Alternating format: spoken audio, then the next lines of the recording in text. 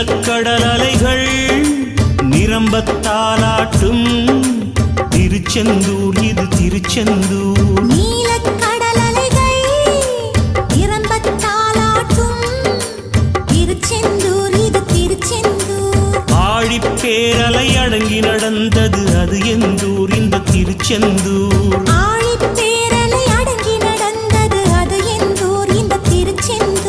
திருச்செந்தூர் இது திருச்செந்தூர். திருச்செந்தூர் இது திருச்செந்தூர். நீலக்கடல் அலைகள் நிரம்பத்தாலாட்டும் திருச்செந்தூர் இது திருச்செந்தூர். நீலக்கடல்